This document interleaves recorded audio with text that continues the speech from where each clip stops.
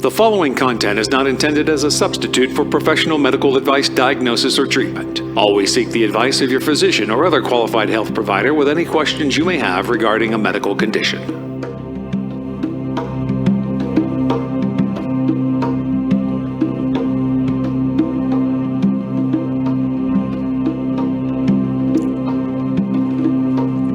Hello, everyone. My name is Marina Sprocki, and I'm the host of Always Another Way podcast. I have a master's in professional counseling, and I'm the IPPY award-winning author of Stop Looking for a Husband, Find the Love of Your Life, and Nasty Divorce, A Kid's Eye View. I've written positive divorce advice for the HuffPost, and I'm trained in clinical hypnosis. And this podcast speaks to out-of-the-box thinkers, and it's for those who hear the call of hope and always another way. And if you're very rigid and set in your beliefs, this is probably not your cup of tea. However, you should note, taste can and do change. And today is our 99th episode of Always Another Way podcast. And we are in the times of the coronavirus pandemic. And a few things about that. And one, I'm going to start with something kind of funny. So, in 2016, I had gone to this EDM festival called Phoenix Lights in the desert in Phoenix. And unbeknownst to me, because I'm a little bit older getting into that scene, I didn't know you were supposed to wear a bikini there. So I had on like jeans and a t-shirt and was probably like 20 years older than most of the people there. But nonetheless, I wanted to fit in. So they were selling these, because it's in the desert and dusty, these super cool like hoods and masks. And I'm just going to like demo it real quick, because I've been looking for an opportunity to wear it again. And saw a really cute meme that said, like, if it's, coronavirus, we should all wear, like, something different. Like, and somebody's like, the Mad Max wear, like, too soon. But I just want to model this because just for a second, I want to rock this again. And so you can't talk, like, once I put the mask on. But this is pretty dope.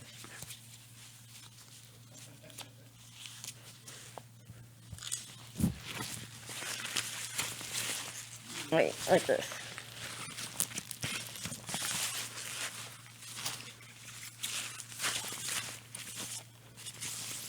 I mean, that's like rock star. So if they were only holding concerts, I could rock this again. And if I had an in-studio guest, I would keep it on. But I don't. So anyways, enough of that. In these times of uncertainty, and in all honesty, like, nobody really likes uncertainty, and there's a lot of things going on. And what I do, hair in my eyes, in times where I feel out of control, is to try to kind of find things that I can and maybe get into a different mind space. And so I'm going to do a meditation on my YouTube channel, Another Way Hypnosis, later on tonight to kind of help you with that, getting into another mind space. But before we bring on our guest, here are a few things you can do aside from watching this podcast. I have 98 other episodes of inspiring stories that I know you're going to have time to listen to. And one of the super important ones, episode 77, is what we need to talk about when we talk about health with Dr. Sandro Galea. He is an epidemiologist, and he's the Dean of Public Health at Boston University, and super smart dude, but pretty much predicted how this stuff happens. And I would highly recommend you listening to that for really smart information. Also, if you're just kicking around with some time, The Great Hack on Netflix. So if you're getting your information from Facebook, and I've even been like subject to, like, I read something and I'm like, oh, that sounds great. It sounds real. And then later on find out that like anybody can like make videos and graphs with, facts and figures. One more super juicy one. If you want to know why we have so many people in this country that don't believe that this is real, or that you should be doing social distancing or isolating yourself for the good of other people. Another Netflix special called Behind the Curve, which talks about the Flat Earth Society and why we are lacking in critical thinking.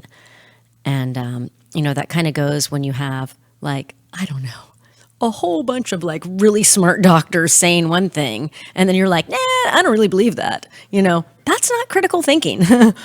Because the trick, really smart people say that they don't know everything and they're willing to ask questions. If you think you know everything, because there's no way you could. Unless, maybe, I don't know, maybe you've been to med school and like have 200 PhDs. Maybe you know more. But I don't. And I guess I assume I don't. And am learning every day. So sorry, just wanted to bring that all in for the times and give you some stuff to watch. But this podcast is relevant too, because we all have blind spots in our life, and we all have some limiting beliefs that can stem from, wherever in our lives.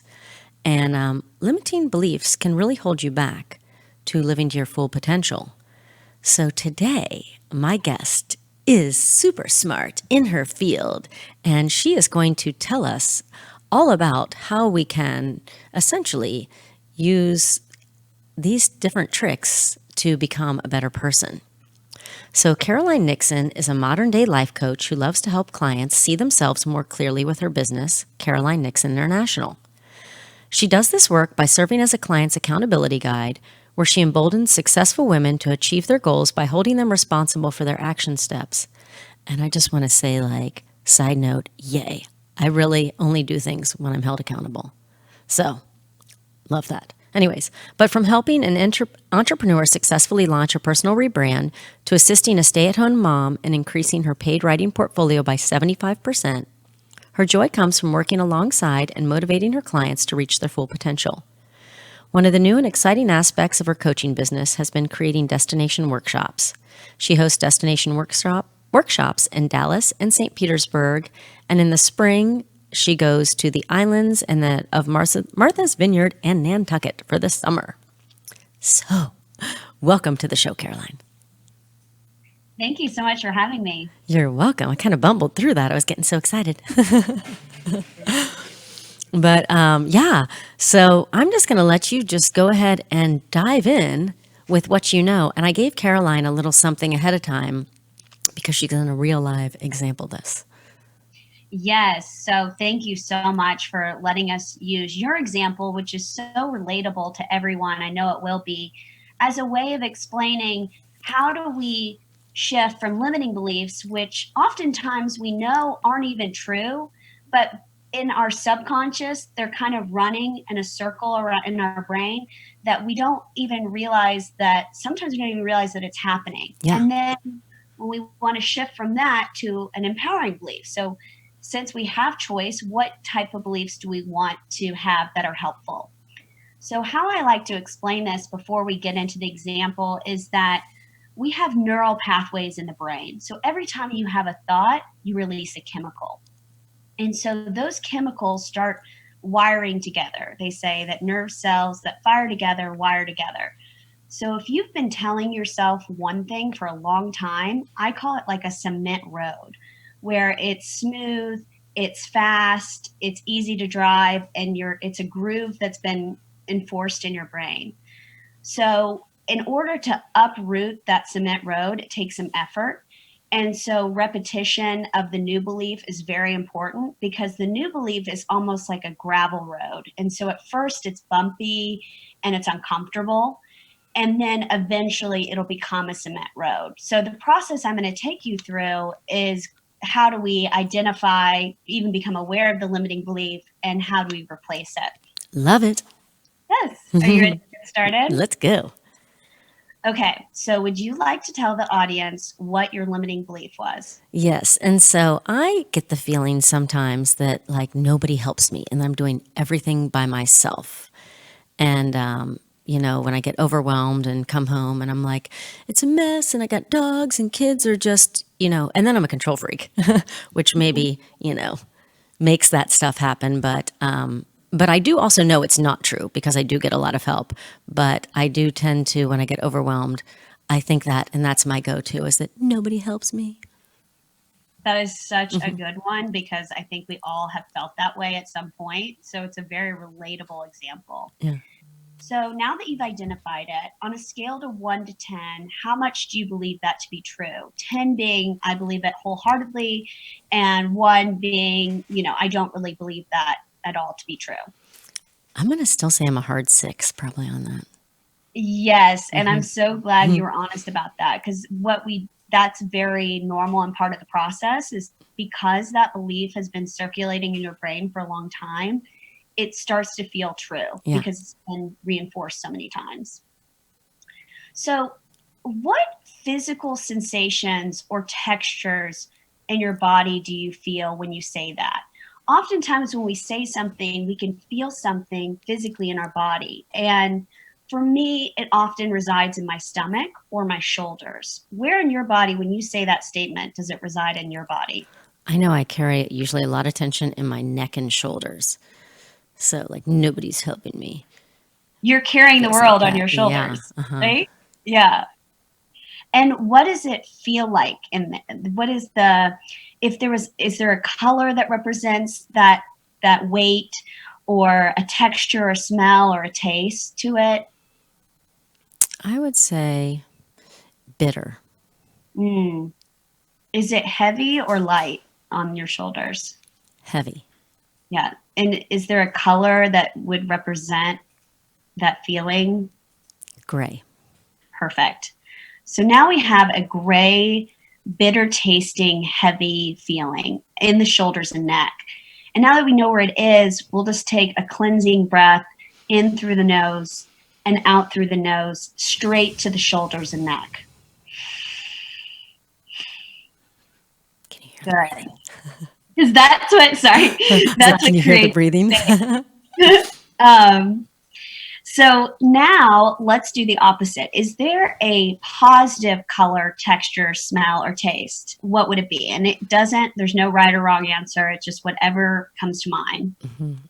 I'm going to say my positive color is going to be blue is coming at me like a light, bright blue. I love that. And taste, of course, sweet. But like a fresh sweet, not like an artificial sugar sweet. Right. Okay, perfect. So what we're going to do is have you ever run the faucet and the water came out dirty at first and then it ran clear after a couple minutes? No, but I can visualize that happening. I have a whole house water filter. That doesn't happen. So what we're doing though is we're going to take the gray, bitter, heavy color and we're going to flush that out with that beautiful blue, sweet tasting color. Okay. And so what I want you to envision is like if there was a waterfall starting at the crown of your head with the positive color, sweet tasting, and it's washing through your body, almost like a French press, and it's pressing down out through the gray. Okay, I'm visualizing that now. And what we're going to visualize too is that the gray is gently moving through the body and out through the feet. And the blue is now encompassing the entire body. And what we're doing is I always say that when you release that negative color and energy through the body, it gets recycled for something good. So then it frees it up and it becomes neutral. And then I like to set an intention that it's then being used something beneficial. Okay. So we are going to take one breath. I know you really can't with the microphone, but I'll do it for you. I'll do it anyways. We'll just hear breathy. Just to kind of think about that washing through.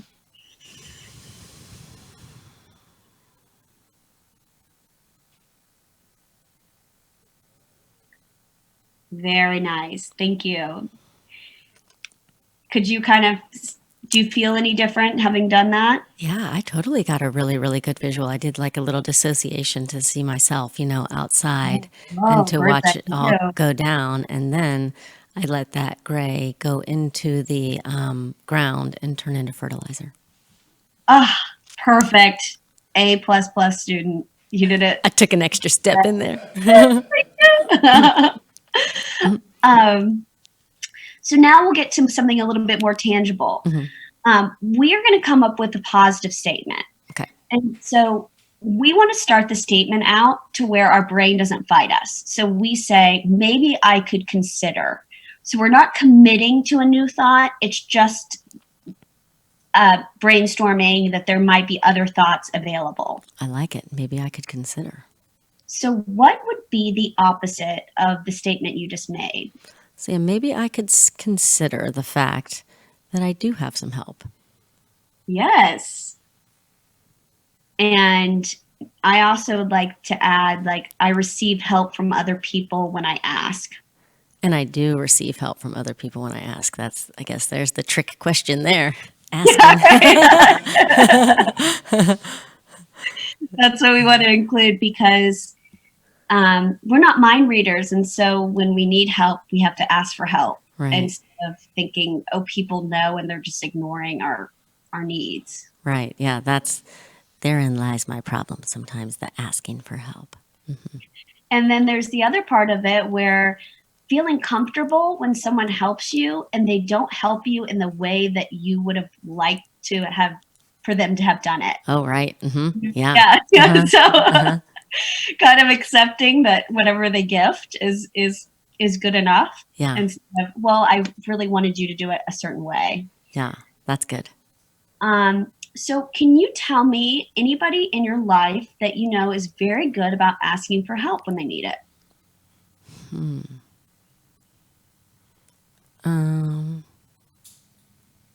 Oh, my kids. Oh, good. Yeah. They'll usually ask if they need something often. That's a good that you've parented them well then. Yeah. Taught them that it was okay to ask for help.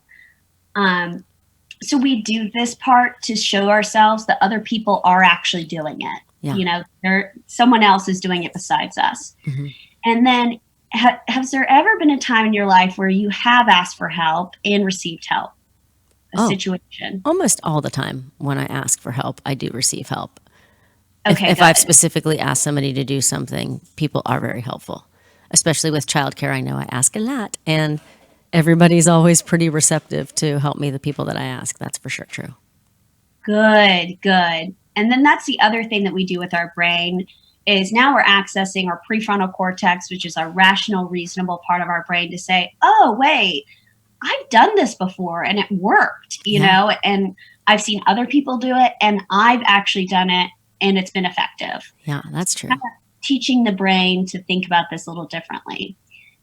So now we're going to say the statement again with, I'm willing to consider the possibility that, and so you'll finish that sentence. I'm willing to consider the possibility that I don't do everything by myself. And I do get help when I ask for it. Perfect. Yeah. And now what we want to do is we want to bring back that blue color and do another waterfall moment where we just submerge your whole body with it for a breath.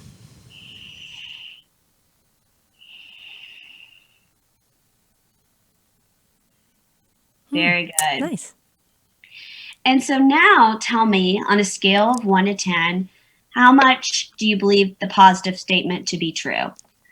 10 being absolutely, 1 being, I'm not sure. I don't really know if that's going to be true or not. Oh, that I do everything by myself? No, that it's okay to ask for help when you need it. Yeah, 100%. 10. Oh, good. 10. Wow. Yeah, that's true. When I do, it does happen. Good. So, or I get a legitimate no, and it's not because they don't want to. It's because, I'm busy and I physically can't. Right. But you do believe the statement that it's okay to ask for help, and you can ask for help, and that if you do ask for help, then you wouldn't be doing everything on your own. Yes, that's true. Okay, good. And you believe that to be a 10. I think I believe that to be a 10. Yeah. Perfect. So the idea is that you would do this same practice, go through all these steps, and we wouldn't have to do it as slowly as we did the first time. Yeah. But you would do it on your own for the next 7 days.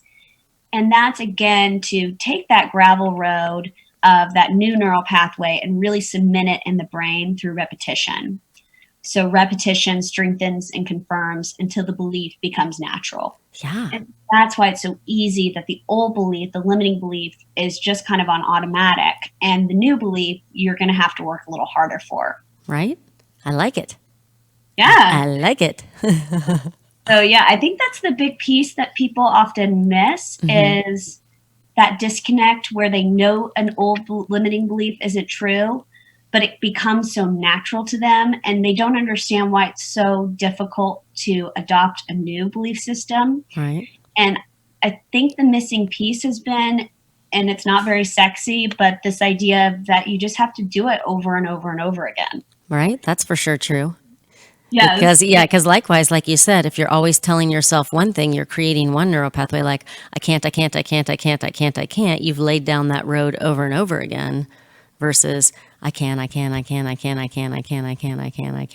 different road. Exactly. You've got it. You're a quick study. Well, I do hypnosis, but sometimes we all can't do everything for ourselves, and there's just like certain things that like I have that even I try to like work on with my tricks, but they're not working. And I really like this. That combination of the visualization, the colors, like getting all the senses in there. Nice job. Yes. I find that in order to get our nervous system into a parasympathetic nervous system, which is that rest and digest, the calmness in the body, we have to first attend to the body and get the body calm, and then the mind will come with us. For sure. But if we try and change our mind when we're mostly in a sympathetic nervous system, which is the fight or flight, you're not getting your brain to do anything else besides survival, which we know is not our higher thinking brain. And so that's why it's so important to call upon the senses, to just get back to the body, calm the body, then you can train the mind. Yeah, right. And I was even just thinking now, like, especially in the time that we're in now, where it's more important than ever to help one another. And especially for those people listening that might have that same limiting belief or they're afraid to ask for help, this would be a super good exercise. Yes, I agree. And can I give you another tip that's been very helpful, especially during this time when we're with loved ones more than we're used to, maybe? Yeah, bring them on. So there's a gentleman named Dan Siegel, and he has something called the hand-brain model. Have you heard of this? I know who he is, but tell me about the hand-brain model. So he describes the different parts of our brain, and he has this great visual. And I know for the people listening, I'll just describe it so that you can follow along with us. Sure. So if you put up the number 4 in your hand, the thumb here represents your limbic system, which is our emotions and our feelings. And our wrist is our spinal cord. And then like the palm of our hand is our kind of ancient brain, our kind of unconscious beliefs. This is what he calls flipping your lid, is when you have a number 4. Okay. What you really would like to have is to have your 4 fingers down covering your thumb, because this area is representing the area that covers your thumb. It's called your prefrontal cortex, which I call like your powerhouse brain, your rational thinking, your ability to problem solve, to be solutions focused. Love that part. Yeah, we all love that part. And what happens is when we are in a crisis or our emotions get flooded and we're in our sympathetic fight or flight, we flip our lid. So when we have the number 4 up, we don't have access to the language, the rational thinking, all we have are raw emotions. And so that's why sometimes when you're in an argument with someone that you love, you don't really behave the way that you think that you should, and you're not even saying things that you would normally say if you felt like you were in your right mind. It's because all you're doing is reacting and not able to access that like powerhouse of rationality. Right. So in stressful times, what's sometimes nice, like even if you get in small tiffs with people at home, just say, I'm flooded. I flip my lid, give up the number 4 so they can see it, Uh-huh. and say, I need to take a break. Right? That's super good. Yeah, so you go to the bathroom, you take a shower, you go out and take the dog on a walk. You just need a moment to calm your body down so that you can get access again to that prefrontal cortex, and you can access the solutions and how do I want to make this right, and those types of thoughts. But you can't get there until you've calmed down the body. That's for sure. Because I know, like in hindsight, anytime I'm reactive or just freak out about something, it's never good. You know, it's always, and then when you can just like identify that in yourself, like, hey, I think I'm freaking out here. I need to just like chill for a second. Number 4, put it down. Yeah. And then if you tell the other person about it, maybe you can't even speak. You're that upset. Yeah. And you just throw up that 4 and they're like, okay, take a break. Right. You know? Chill out. Or else, I don't know if this has been your experience, but you'll start saying more damaging things if you try and continue on. Oh yeah, it's not good. Mm-hmm. Yeah. I mean, I've learned my lesson about like, you know, just from a long time about not saying things that I might later regret, and I do try to say like, I can't speak to you right now. I need to come back later. And then, but you know, it took me a little longer to learn this. You know, that's like the physical with somebody around, but on, say, social media, I used to want to like get irked about something and dive right in and now I'm like, whoa, girl. No need to do that for 1,000 reasons. You know, one of being what you just said, not thinking with that brain. Exactly. Mm-hmm. Or even if, you know, the media right now is alarming. Yeah. And so even being conscientious of how much you're consuming. Yeah. And when you kind of start to feel like that 4 and you're kind of freaking out, maybe you need to take a break just from the media for a little bit. Oh, yeah. I took a 2-year news break. Wow. So, like, I mean, only like reading headlines. Like, I'm not kidding. I don't. And then the other day I did dive in for a second. And as soon as I did, my blood pressure was like skyrocketing. So I had to turn it off. That's so wonderful that you noticed that in your body. Oh, yeah. There's a physical reaction. For sure. Like I had noticed, and I believe this too, like it's your emotions will set off physical disease in you for sure. I mean, I live that live, of having like physical problems after being under high stress and keeping anger to myself, which is not good. And then tried to eliminate things in life, such as the news, which is like, I mean, it's made to, like, if it leads, it bleeds. They're trying to freak you out or you won't watch, you know? Because if they said, oh, everything's fine, you know, go back out, you're not going to tune in. That's true. Mm-hmm. That's true. And I think a lot of us have never been taught how to handle our emotions in a healthy way. Sure. They don't teach you that anywhere. No. So I'd love to take us through a very short exercise. Yes. And to say that our emotions are there to, I call them like the check engine light. They're just warning signals. They're trying to communicate. They're not just there to be a nuisance. So yes, let's do that. Yeah. When you can realize there's meaning to them, and they become a lot more, you become a lot more accepting about allowing to feel them. Yeah. So the truth is you have to feel your feelings in order to find healing. That's true. So the best way to do it is it's counterintuitive, is to allow the feeling to wash over you like an ocean wave, and allow it to completely consume you. Those, you know, it's maybe a small feeling in your body, and then you just allow it to spread all throughout the body. And similar to the other exercise, you also keep breathing and allow it to release through the feet. And you just tell yourself, this too shall pass. This won't last forever. Right. Because that's true. Nobody's ever mad for forever or happy for forever. Yes. And what you'll feel is if you really allow it to be there just for a couple seconds, it will release through the feet and you will feel a sense of relief. It's like there's an audible sigh. Your shoulders drop and you just go, ah. and then it's gone. Yeah. And then you can analyze, why was it here? Talk to a friend, journal about it. But if you just bury it, like most people do, and become that volcano until it eventually erupts, there will always be a low hum of it. Yeah. So it's always with you if you don't attend to it. It's not like it just goes away if you ignore it. That's for sure true. Yeah, nothing goes away if you ignore it. It just gets in there, and then I call it like the stuffed, like it only stuffs up, and then it blows usually on something little, and then you're like, well, what are you yelling at me for that for? Oh, no, it was like 500 other things I had locked up in there.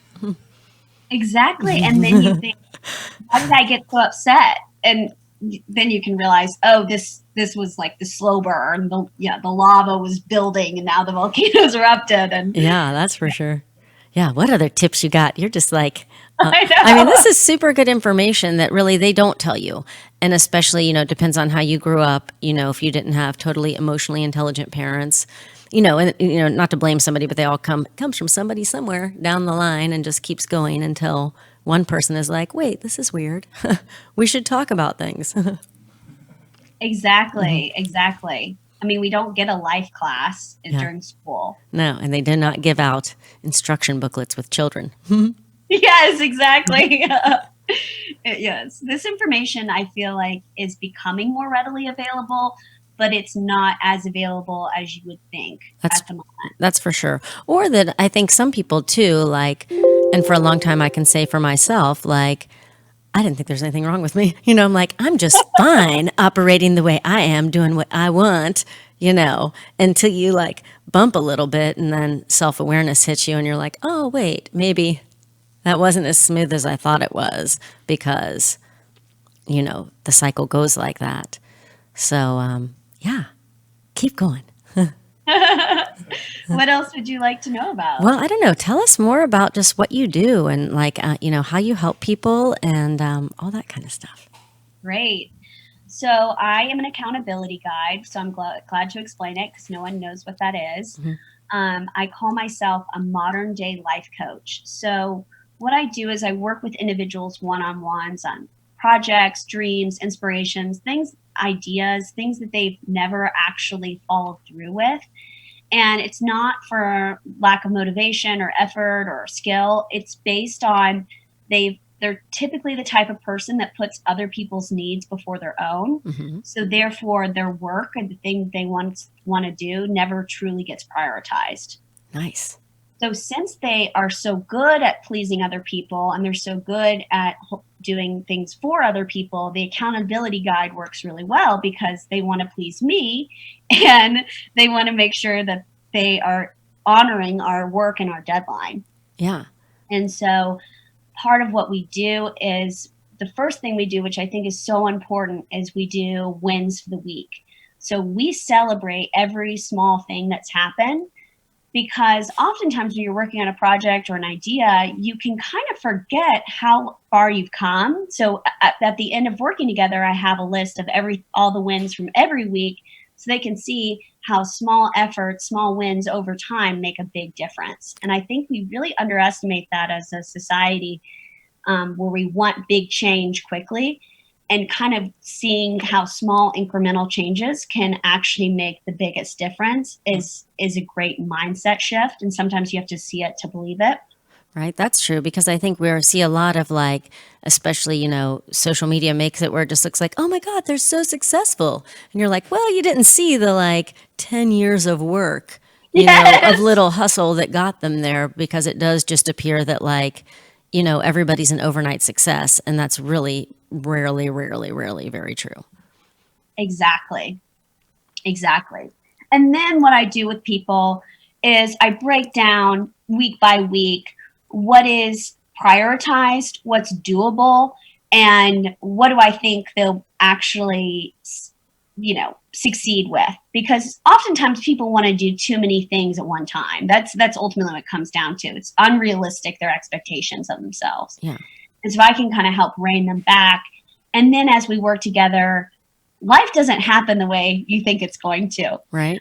This is a perfect example of the times we're in right now. So you can plan, but it's not going to work out that way. Right. So how do you respond when life isn't going the way that you had set it up to go?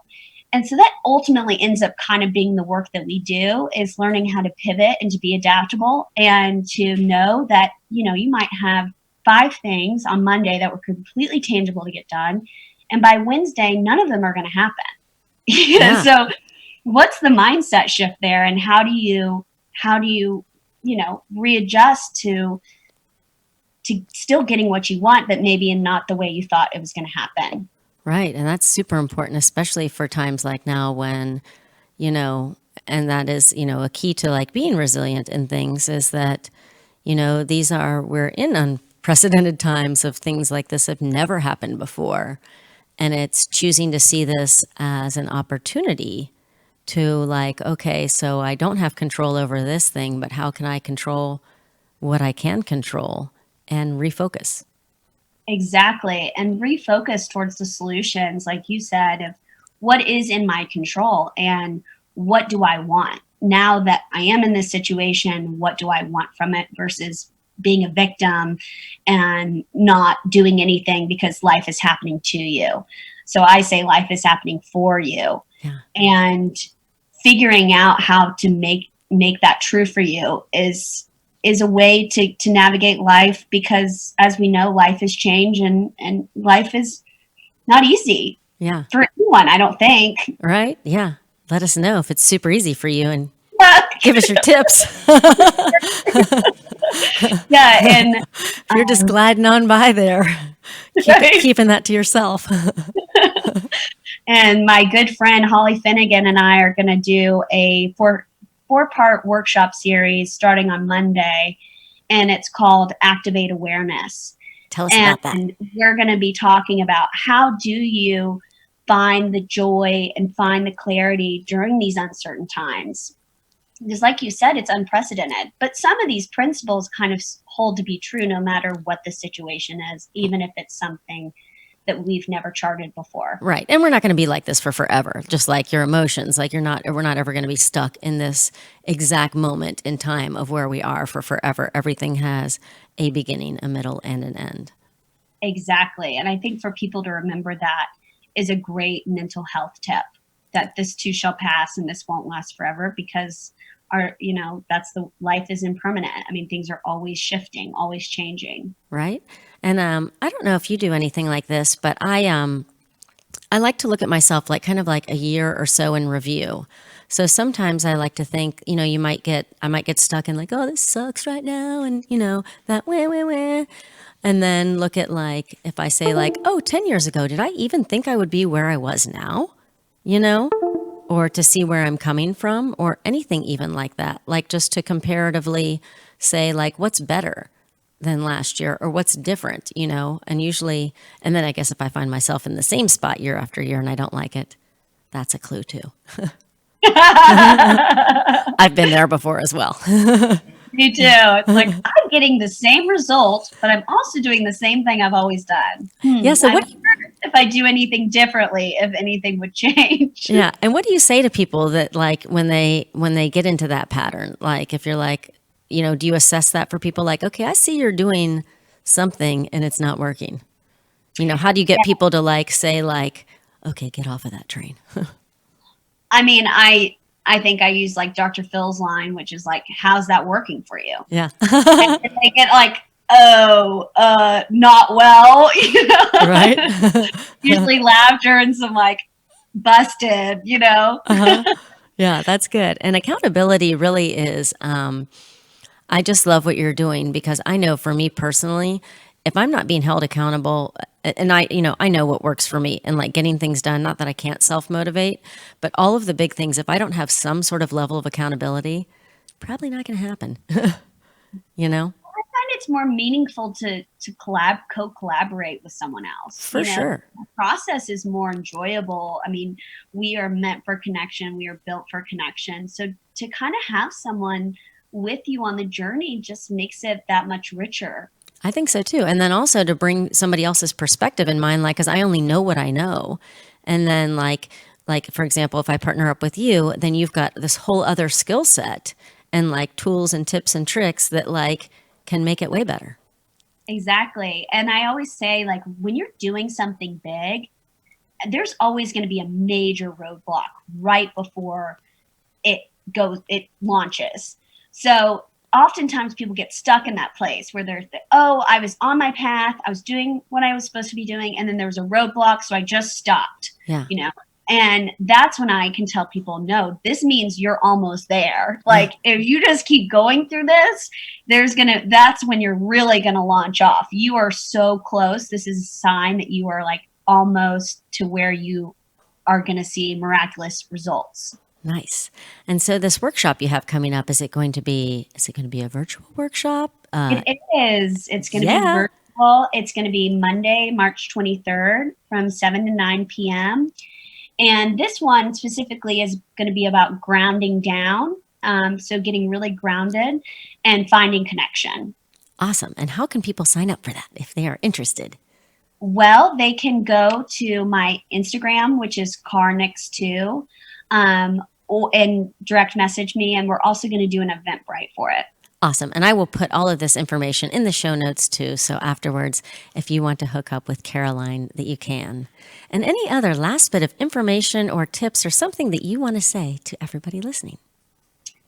I would say try to be as generous as you can during this time, not just out of the goodness of your heart, but also because it does something for you as well. It generates endorphins in the body and it makes you feel good. So it's a win-win for everyone. Yeah.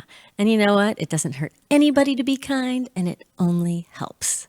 That's right. Yes. Well, I want to thank you just so much for being on the show and for just helping me with that limited belief because, I might need to ask for some help soon. Yeah, I'd like to say you did the work. Thank you for being aware and open and asking for help. Yeah, that was like the exact example. So thank you for that. Oh, you're welcome. And I'm so excited to try it. And I'm going to keep up with that visualization exercise. And I highly believe in repetitive visualization to get you to a better spot because I've done it before and I know that it does work. I really, really do. And, like with anything else, this is another way. You don't know it unless you actually do it. So if you've been doing that same road of telling yourself the wrong thing, and even if you think like, that's hokey, I shouldn't just say that. But if you just said it for 7 days, I know, and Caroline, you can probably attest to this, you will see a difference. Yeah, just try it out. Just think of it as an experiment. Right? It doesn't have to work, but it's free to say words. Yeah, you need to try it. And I'll hold you accountable. I'll be texting you each day to see if you've done it. Awesome. Well, I really appreciate you being on. And for everybody listening, you know that there is always another way.